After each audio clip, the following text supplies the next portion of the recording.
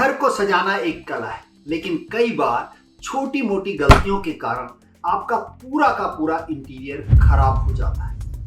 अमूमन जानकारी के अभाव में या पैसे बचाने की होड़ में अथवा चालाक बनने के चक्कर में इंटीरियर में की जाने वाली कुछ आम गलतियों के कारण आपको बड़े पछतावे से जूझना पड़ता है। इंटीरियर शुरू करने से पहले आगे जो बातें मैं आपको बताने जा रहा हूं, उनका आप बारीकी से ख्याल रखेंगे तो आपका घर सदैव आपको सकारात्मक ऊर्जा से सराबोर रखेगा, आपके मन मस्तिष्क को तरोताजा रखेगा।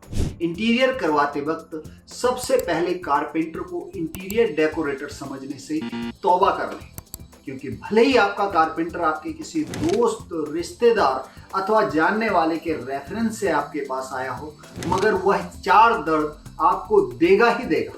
पहला, आपको फैक्ट्री फिनिशिंग नहीं दे सकेगा, जिससे आप कुछ ही समय बाद अपने डिसीजन को कोसने लगेंगे। दूसरा, आपसे ब्रांडेड माल के पैसे वसूल कर आपको नॉन ब्रांडेड माल चिपका कर चला जाएगा। बहुत संभव है कि आपको समय पर डिलीवरी ना दे, और सबसे महत्वपूर्ण यह कि 6 महीने बाद आपको आफ्टर सेल सर्विस भूलनी होगी, क्योंकि वह आपका फोन ही नहीं उठाएगा। इस समस्या से बचने के लिए हमारे नंबर 9821545511 पर संपर्क करें। हम आपको निःशुल्क सलाह देंगे। दूसरी ध्यान देने योग्य बात यह है कि अपने घर में रॉ मटेरियल का चुनाव सावधानी से करें। एक जैसा नजर आने वाले मटेरियल की क्वालिटी और दरों में जमीन आसमान का अंतर होगा। मटेरियल की पहचान कैसे करें विषय पर इसी चैनल पर वीडियो डाली जा चुकी है। तीसरा महत्वपूर्ण बिंदु है, ज्यादा रंगों का प्रयोग न करें, यानी कि हर कमरे में अलग अलग रंगों का प्रयोग करने से घर अस्त व्यस्त लग सकता है। कुछ मुख्य रंगों का चुनाव करें और उन्हीं को विभिन्न शेड्स में इस्तेमाल करें। छोटे कमरे को गहरे रंगों में रंगने से वह और छोटा दिखाई देने लगे। हल्के रंगों का इस्तेमाल करें ताकि कमरा खुला और बड़ा लगे।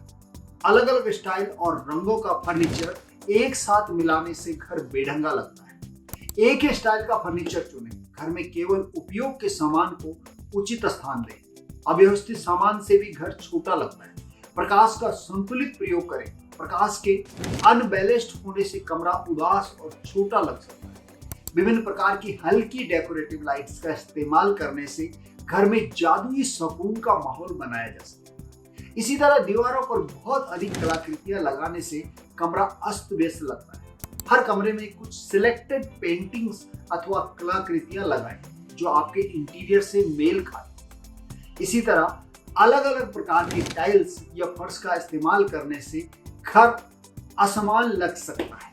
एक ही प्रकार का फर्श या फिर एक ही रंग के विभिन्न शेड्स का इस्तेमाल करें। घर के श्रृंगार को 4 चांद लगाने में खिड़कियों की भूमिका महत्वपूर्ण होती है। खिड़कियों पर भारी पर्दे लगाने से कमरा और छोटा लग सकता है। हल्के और पारदर्शी पर्दे का इस्तेमाल में लाएं तो घर बेहतर निखरेगा। बेडशीट और तकिए का रंग मिलाना बेहद जरूरी है। ये एक साथ मिलाकर कमरे को एक सुंदर लुक देते हैं। असमान ऊंचाई वाले फर्नीचर आपके सुंदर घर को ग्रहण लगा सकते हैं। इसीलिए फर्नीचर का चयन करते समय फर्नीचर की हाइट का ध्यान रखना भी जरूरी है। इसी तरह छोटे कमरे में बड़ा सोफा रखने से कमरा और छोटा लगता है। कमरे के साइज के हिसाब से सोफा चुनाव में सावधानी बरतें।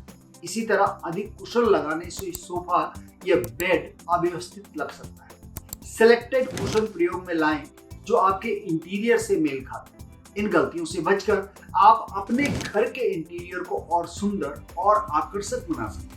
इंटीरियर हमेशा पेशेवर इंटीरियर डिजाइनर से करवाएं। और अंत में सबसे महत्वपूर्ण बात यह है कि आप अपने घर को अपनी पसंद के अनुसार सजाएं, क्योंकि यह संतुष्टि सर्वोपरि है। आपके घर में प्राण यही संतुष्टि भरेगी। आज के लिए इतना ही। कल फिर मिलेंगे। धन्यवाद।